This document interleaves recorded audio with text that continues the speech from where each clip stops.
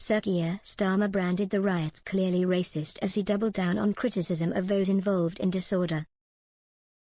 The Prime Minister said violent clashes were intolerable and incapable of justification.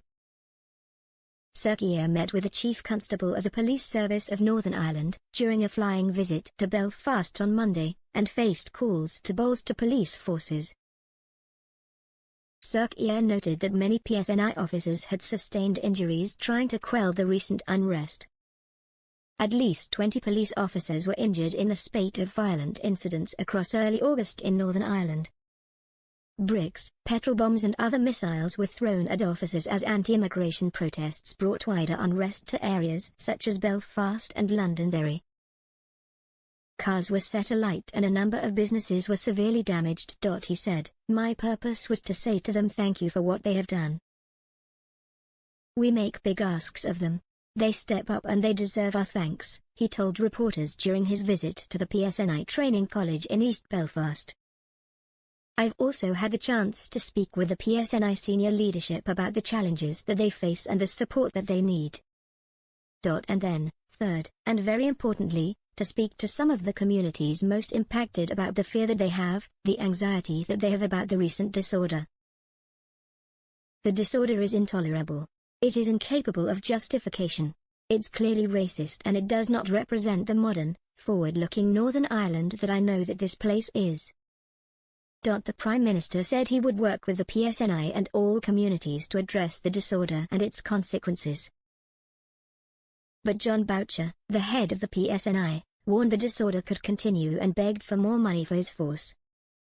He said, "By highlighting the issues, as in the numbers of officers we have lost or the budget that we have now got, the arguments are compelling in themselves. By continually making those arguments and how challenging it was to deal with the disorder, I think we held our own. Had we got more, had it, disorder, continued, and it might still, we can't keep pace with other forces in England and Wales because they have had a 20% uplift in resources.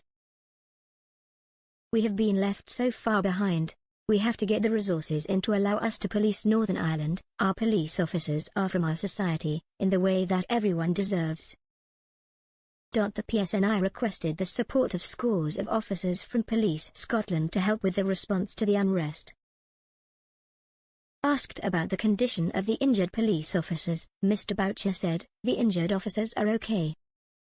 There are some surgeries to occur and I think the nature of what they face has, even for some of those seasoned officers, taken them aback. But they'll all be okay. There were some really near misses to very serious injuries." The PSNI Chief Constable said the police force needs another 1,200 officers. Mr. Boucher added, "I've had some real issues around the well-being of police officers, so what I am trying to do, with every bone in my body, is to explain the seriousness of the situation, of the PSNI police office numbers, to those that can make the difficult decisions around making sure that we are funded appropriately to get the officers that we need. We should be at 7,500 and we are 1,200 below that. We have to arrest this decline because if we don't the consequences could be dire.